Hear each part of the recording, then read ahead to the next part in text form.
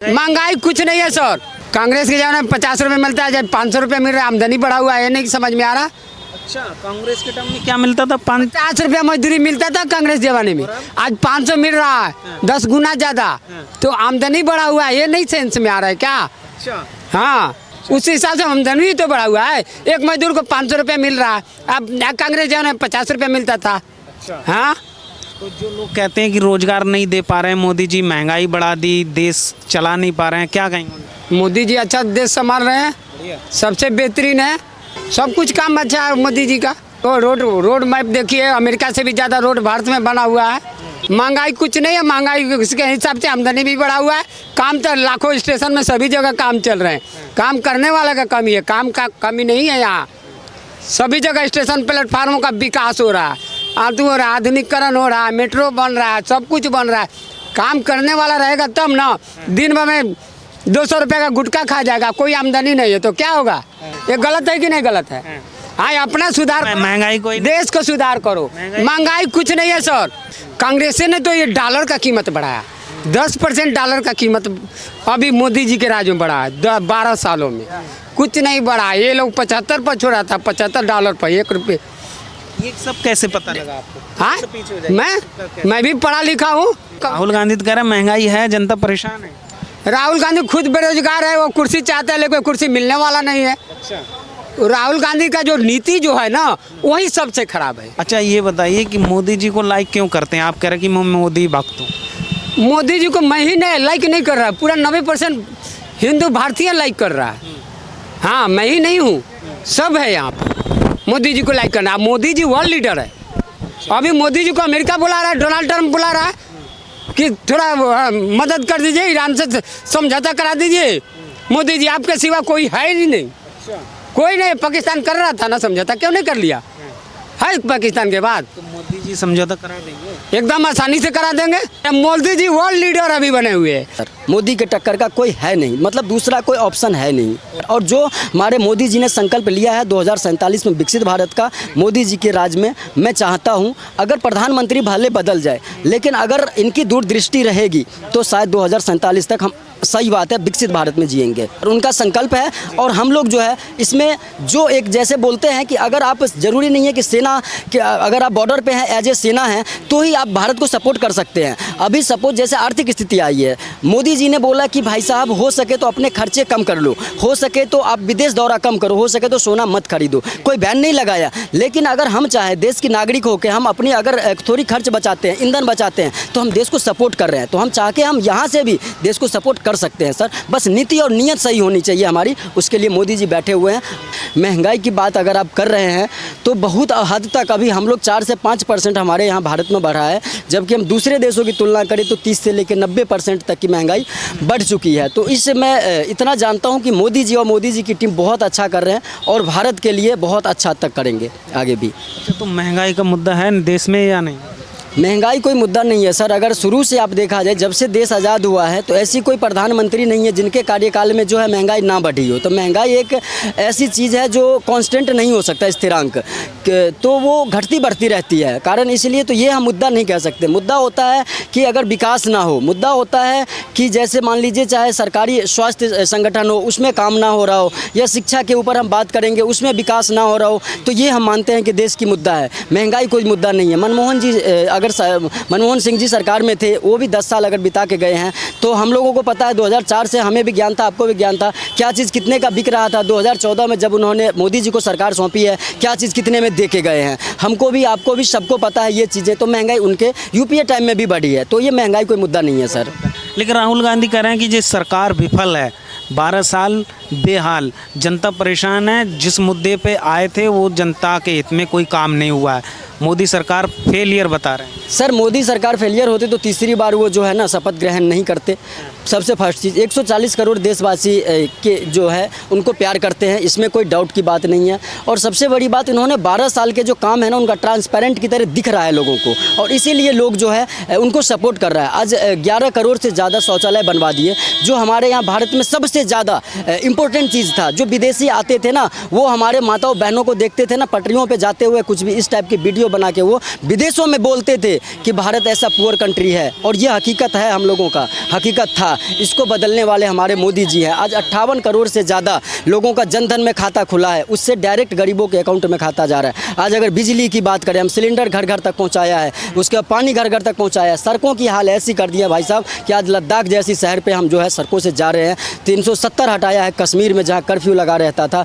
35A हटाया है, आज वहाँ लोग आज़ादी से रह रहे हैं। जहाँ वहाँ पे सेनाओं के ऊपर पत्थरबाजियों किया जाता था, पत्थरों का फूल बरसाया जाता है, वहाँ पे आज हमारा तिरंगा फहरा रहा है। तो ये सब गौरव की बात है। आज भारत जैसे देश में अगर G20 की सदस्यता होती है, ये बहुत गौरव की बात है। मनमोहन सिंह जी कहने वाले हैं प्रधानमंत्री को, हमारे जीते जी में मोदी जी आपने ये कर दिया, हमें ये भरोसा नहीं था कि हमारे भारत में भी G20 की सदस्यता होगी। अभी हमारे मोदी जी जो है अभी G सम्मेलन में शामिल होने वाले हैं। आपको ही पता ये चीज़, फ्रांस गए हुए हैं।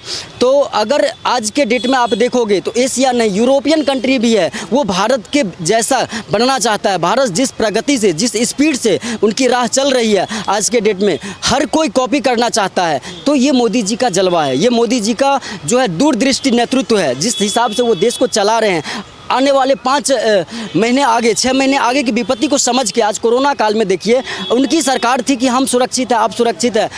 हम दूसरे देश को भी फ्री में वैक्सीन दिए। मुझे लगता है अगर यूपीए की सरकार होती तो शायद भारत की आबादी आधी से ज़्यादा सिमट गई होती इस कोरोना में। बिल्कुल सर, यूपीए की सरकार ने दिया क्या मुझे बताइए। 12 महीने में 12 तरीके से ये सीरियल अटैक कराते थे। इनका पंचवर्षीय तो बॉडी गिनने में चला जाता था जनाब।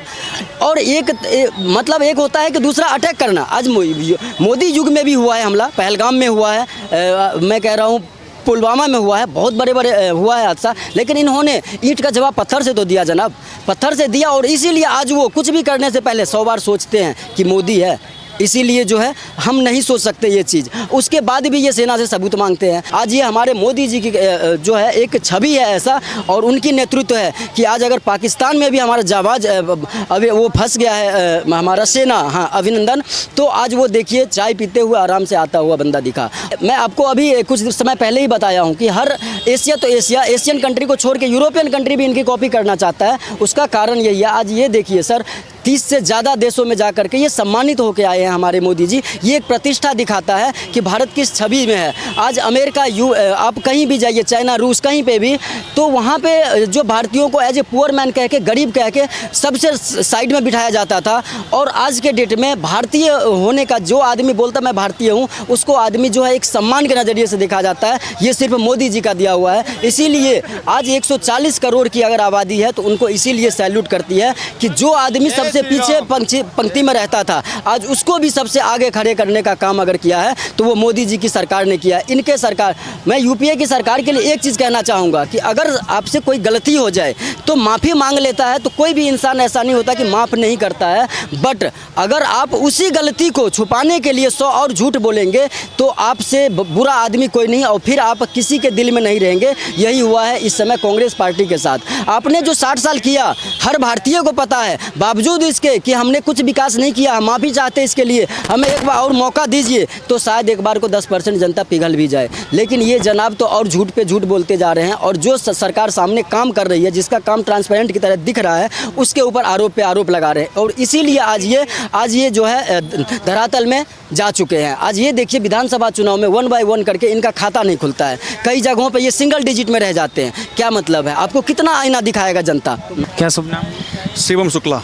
शुक्ला जी, ये बताइए, अभी मोदी जी विदेश दौरे पे हैं, तो अगर उनकी विदेश नीति की बात करें तो अभी जो ग्लोबल संकट चल रहा है, इसमें देश कैसा संभाल रहे हैं मोदी जी? देखिए, एक्चुअली ये जो संकट है, इससे कहीं न कहीं और जो देश हैं, अगर हम भारत की बात करें और भारत के अलावा अन्य देशों से भी हम लोग कंपेयर करें, तो जैसे बांग्लादेश है, पाकिस्तान है, बर्मा है, भूटान है ना, नेपाल है, अन्य देशों की तुलना में भारत की स्थिति बहुत मजबूत है। और ये जो मजबूती है, इसका सीधा श्रेय मोदी जी को जाता है, क्योंकि मोदी जी ने बहुत ही सूझ और बूझ के साथ जो भी निर्णय लिए वो राष्ट्रहित में हैं। और कितना राष्ट्रहित में है, ये एक एक व्यक्ति अपने ढंग से तुलना करके, समीक्षा करके उस निष्कर्ष पर पहुंच सकता है, जान सकता है, समझ सकता है। देखिए, एक्चुअली आज का जो दौर है, ये नेहरू जी के दौर से अलग है। आज कहीं न कहीं भारतवर्ष का जो नागरिक है वो पहले की अपेक्षा साक्षरता दर की बात हम करें तो बहुत आगे हो गया है ना।